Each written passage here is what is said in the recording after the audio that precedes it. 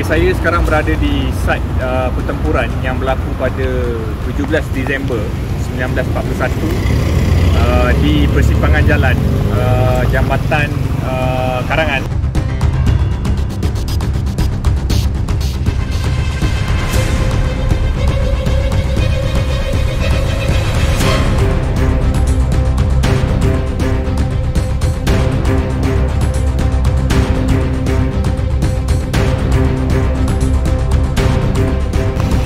Belakang saya ini adalah Jambatan Karangan. Dia merentasi Sungai Karangan.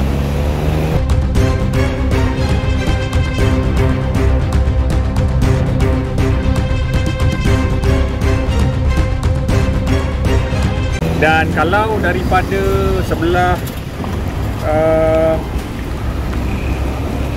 tenggara kita ni, jalan ni dulu tutup je jalan ni. Jalan ni menuju ke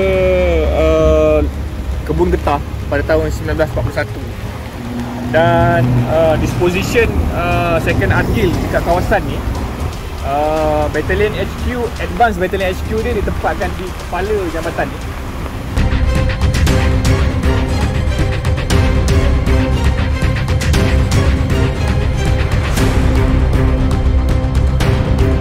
Jalan ni menuju ke Kuala Ketil.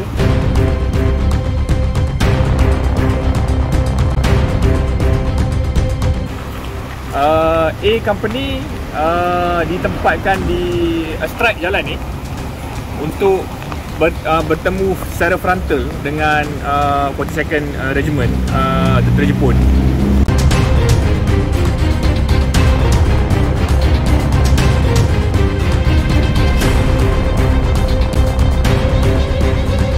B Company diletakkan di atas bukit sebelah kanan.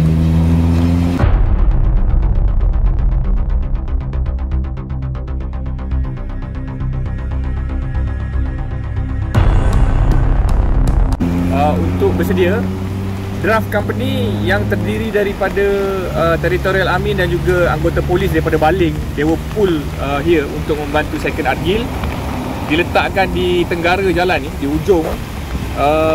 Kalau tahun 1941 dia adalah ladang getah lah.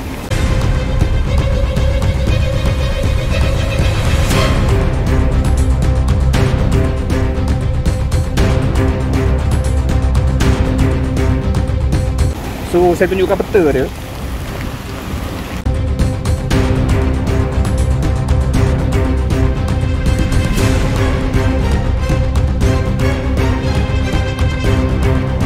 So kita sekarang berada di sini, jambatan yang merentasi Sungai Karangan.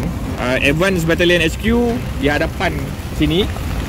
A Company di hadapan jalan, lebih kurang dalam 100 yards. Dan B Company di sebelah kanan jalan di kawasan berbukit. Nanti kita akan pergi ambil video tempat disposition B Company. So pertempuran yang berlaku di sini berlaku pada pagi 17 Disember 1941, bermula pada jam 9.30 pagi. So pada pagi 17 Disember, selepas pintu punjab berpull daripada Jambatan Pekaka Bridge melalui jambatan ni menuju ke they were pull to Tasik Belugu. Second Argyll yang diketuai oleh Colonel Ian Stewart sendiri, CO Company, menunggu kehadiran musuh dekat kawasan ni lah. So tentera musuh sampai pada pukul 9 pagi, bertempur secara frontal dengan Company A yang dipimpin oleh Ernest Gordon. So Ernest Gordon, nanti saya akan tunjukkan gambar Ernest Gordon. He was shot di bahu dan peluru 7.7 Harisaka tersebut tembus ke belakang, dan dia diselamatkan oleh anggota dia lah.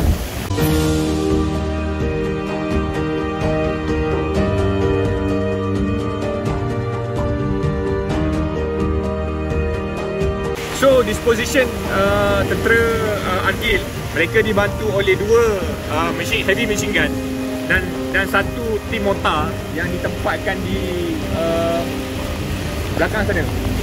So ini Battalion HQ, dia menempatkan tim mortar dekat belakang sana. So seakan seperti Tuhan mahu kita hari ni melalui apa yang tentera Argil lalui pada 17 Disember dalam keadaan cuaca hujan sebegini, memakai poncho, mereka bertempur dengan musuh lah.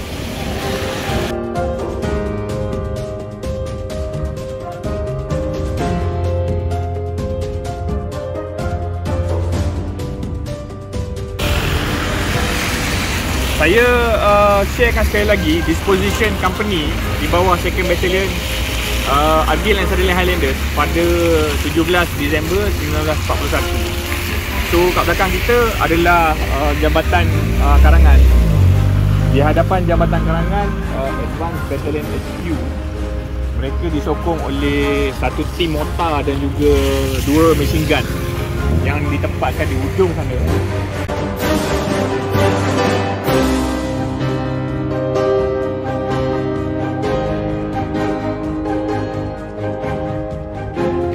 Bagi menyokong kedudukan A Company yang dipimpin oleh Captain Ernest Gordon di atas bukit sana. Kalau kita tengok di atas bukit sana, A Company ditempatkan untuk bertempur dengan tentera Jepun yang datang daripada arah Kuala Ketil secara frontal.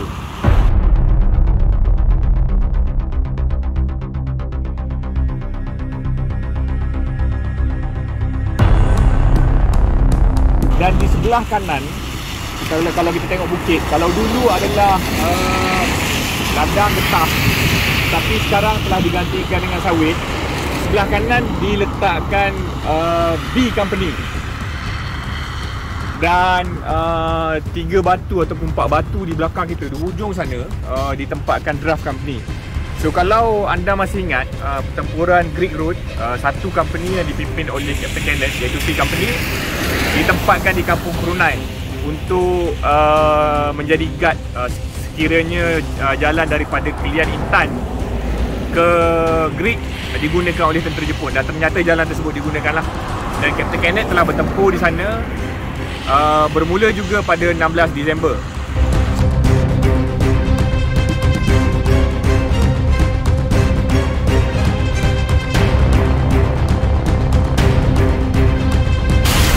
So, saya ulang balik disposition 2nd Argil pada 17 Disember. Di kiri saya ni adalah Jambatan Karangan. Di hadapan Jambatan Karangan diletakkan Advanced Battalion HQ yang dipimpin oleh Colonel Ian Stewart.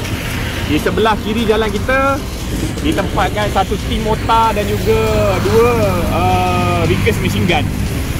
Dan lebih kurang dalam 1 kilometer di hadapan bukit ditempatkan A Company yang dipimpin oleh Ernest Gordon lah, Captain Ernest Gordon. Dan dia menjadi anggota Argil yang pertama yang ditembak pada 17 Disember. So kita akan pergi ke sana untuk tengok tempat pertahanan A Company dan bagaimana serangan tentera Jepun dibuat bermula pada jam 10 pagi. Saya nak kongsikan kat sini, bila saya baca doktrin peperangan yang digunakan oleh tentera British pada 1941, disposition tentera anggota satu battalion strength sebenarnya tidak mencukupi bagi kawasan pertahanan yang memerlukan coverage seluas 3 atau 4 batu. Sebab kalau lebih daripada 3 batu, disposition anggota tentera yang mempertahankan kawasan tersebut perlulah mempunyai strength brigade, iaitu 3 battalion. So 3 battalion, satu battalion 800 orang, 8 kali 3 24, lebih kurang dalam 2,500 orang. Tetapi pada 17 Disember, Colonel Ian Stewart telah mempertahankan jalan ni menggunakan hanya satu battalion strength kurang satu company, iaitu C Company yang mereka terpaksa deploy ke jalan Crow Creek untuk bertempur dengan tentera Jepun di sana. Tetapi arahan daripada Murray-Leon dan juga GOC 12 Indian Brigade jelas, Brigjen Archibald Paris bagi arahan kepada Colonel Ian Stewart, jangan komit di dalam pertempuran di sini. Maknanya 2nd Argil cuma perlu pertahankan jalan ni untuk 1 hari saja, sampai pukul 12 tengah hari dan pull back ke Tasik Geluggur. So sekiranya tentera Jepun learn mereka untuk membuat counter attack dan sebagainya, jangan commit. Tetapi kena Ian Stewart nyaris untuk membuat kesilapan tersebut. Dan nanti saya akan ceritakan di kawasan pertahanan Company A di hujung bukit sana lah.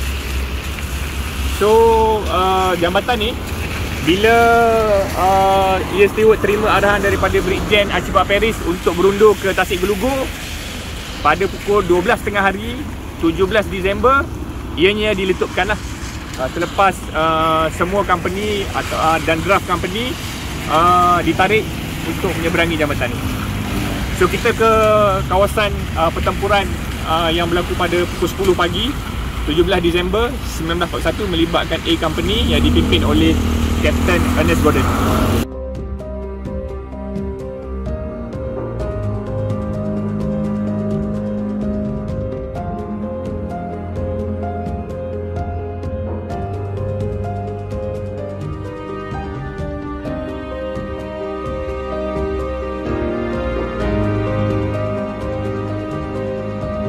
Okay, kita sekarang berada di atas bukit kecil di hadapan jambatan Karangan.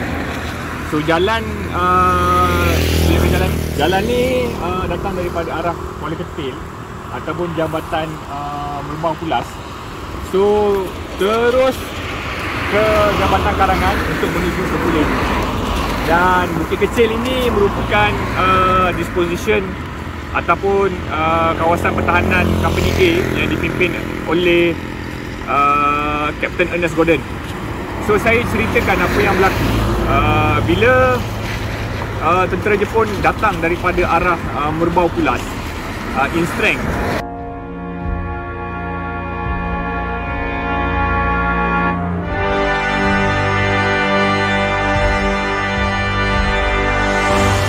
Company A yang dipimpin oleh Ernest Gordon waktu tu, itulah adalah kali pertama mereka melihat musuh lah.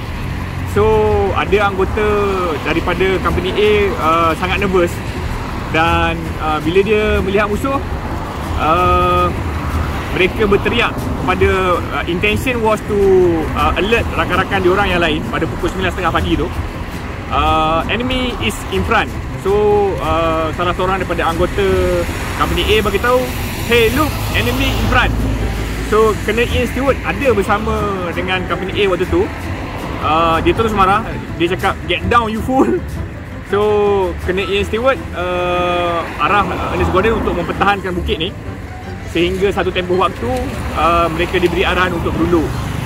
So disposition Company A was a strike this road di atas bukit ni. Dan lebih kurang dalam 200 meter di bukit di sebelah kanan kita ni ditempatkan Company B.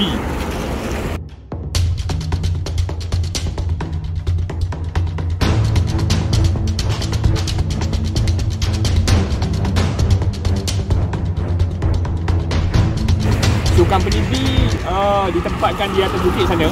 Reason being adalah pengalaman maklumat yang kena Ian Stewart terima daripada tentera British yang bertempur. Sekiranya tentera Jepun bertemu secara frontal, dia akan buat flanking lah, kiri dan kanan. Itu adalah taktik yang digunakan oleh tentera Jepun di Jitra dan juga di Gurun. So words spread around sampai kepada kena Ian Stewart dan dia bersedia sekiranya tentera Jepun melaksanakan pergerakan tersebut. So bila saya baca buku dan juga jurnal yang ditulis oleh Alistair Gordon, anak kepada Captain Ernest Gordon, tentera Jepun datang secara wave lah. Wave pertama dia ditembak dengan senjata LMG iaitu Bring Gun. Dan satu wave tersebut was completely annihilated. So datang wave kedua. Dalam wave pertama tersebut ada tentera Jepun yang cuba set up Type 97 dan Type 93 machine gun lah. Wave pertama they were completely annihilated. Wave kedua salah seorang daripada tentera Jepun yang man the machine gun berjaya menembak Ernest Gordon. Sebab tu dia cuba bergerak daripada arah satu platoon ke platoon yang lain.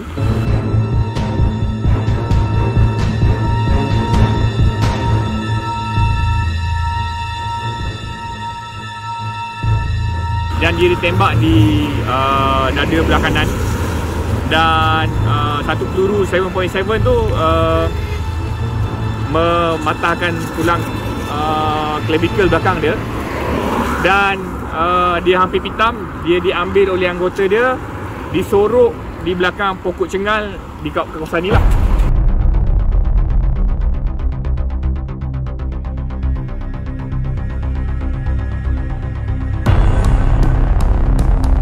Saya tak pasti kat kawasan mana. So company A diambil alih oleh seorang lagi OC daripada OC Reserve, dan dia terus mempertahankan kawasan ni lah. So saya akan share macam mana pattern pergerakan tentera Jepun pada pukul 9.30 pagi 17 Disember 1941 tersebut secara dua wave. Dan Ernest Gordon dan juga disokong oleh fakta oleh Colonel Ian Stewart menyatakan sejumlah 200 orang musuh mati dekat kawasan ni lah. Dan anggota Argil yang mati dekat kawasan ni hanya 6 anggota.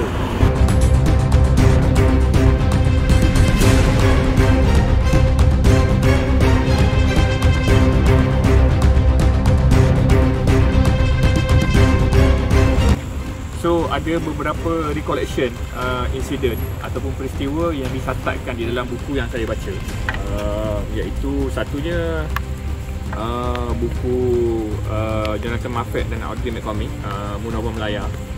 Ada seorang Lance Corporal, saya lupa nama dia, bila mortar dia tidak berfungsi, he was agitated and very angry.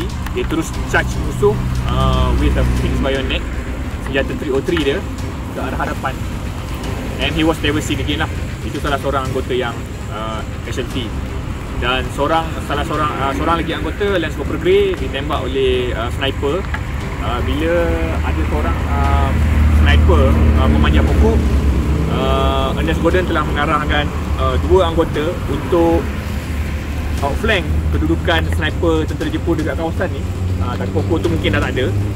Dan Corporal Gray ditembak oleh sniper tersebut, dan seorang lagi anggota Argil yang mendekat berjaya menembak sniper Jepun tu, dan dia jatuh lah seperti nangka busuk diceritakan di dalam buku tu. So bila dua wave untuk menyerang kedudukan A Company dekat kawasan ni tidak berjaya, tentera Jepun telah masuk ke sebelah kiri untuk membuat outflanking yang lebih dalam lagi. Dan they were met by B Company lah, with a bring gun with a bring gun B Company. And the first wave of the enemy yang menyerang kedudukan musuh B Company were annihilated lah. So that's why Ernest Gordon dan juga buku Munawar Melaya menyatakan jumlah musuh yang mati dekat kawasan ni adalah berjumlah 200 orang kat kawasan sekeliling kita ni.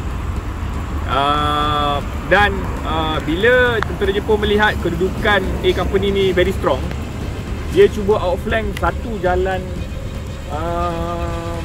estate.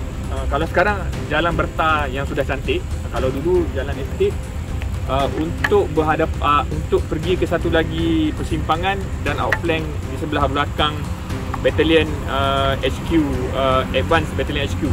Tetapi di sana tentera Jepun berjumpa dengan Draft Company dan berlaku satu pertempuran kecil lah sebelum Draft Company was pulled out.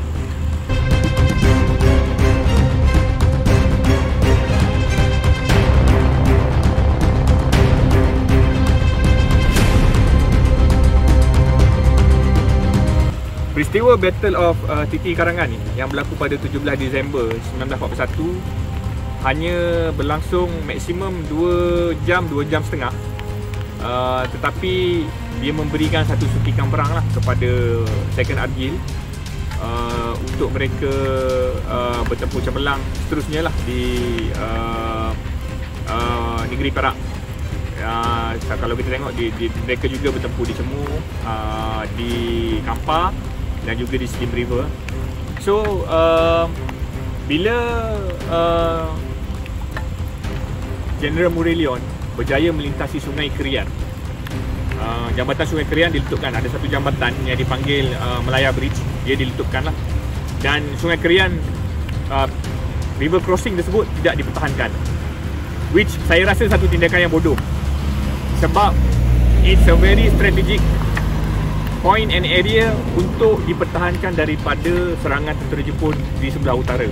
Tetapi mungkin kerana kekalahan 11 Division yang sangat teruk di gurun, mereka tak sempat nak regroup. Dia moral and spirit were very down. Dia membuat keputusan untuk terus pergi ke Kampar dan bertahan dekat sana. So bila 11 Division berjaya melintasi Sungai Krian dan Pulau Pinang was abandoned on 16 of December, Brigjen Archibald Paris menerima arahan daripada Percival supaya Second Argyll yang berada di Karangan ini should be pulled out to Padang Serai, seterusnya ke Tasik Gelugur, dan juga ke river crossing di Selama Perak. So battlefield site kita, battlefield study site kita akan berakhir di river crossing di Selama Perak. Mungkin esok kot sebab hari ni dah agak lewat. Dan kita akan ambil gambar sekeliling ni. Ini adalah kawasan tapak pertempuran antara antara Company A dan juga Advanced Detachment Tentera Jepun 42nd Regiment Ando Detachment, yang menyaksikan sejumlah 200 orang tentera Jepun terkorban di sini. Dan kalau saya tengok jurnal Ernest Gordon tu, dia menyatakan lebih ramai lah yang mati, lebih ramai daripada 200 orang. So next kita akan pergi tengok jalan yang digunakan oleh tentera Jepun untuk outflank menggunakan jalan estate. Kalau dulu jalan estate, sekarang jalan tu dah cantik. Dan kita akan pergi ke kedudukan draft company yang terdiri daripada anggota polis di Baling yang was pulled out ke sini untuk membantu Second Argyll mempertahankan kawasan ini. Sebab Baling, Kedah, government was collapse lah by 16-17. Kedah state government collapse, dan anggota ataupun pegawai-pegawai awam was absorbed dalam Malaya Command untuk mempertahankan Malaya daripada serangan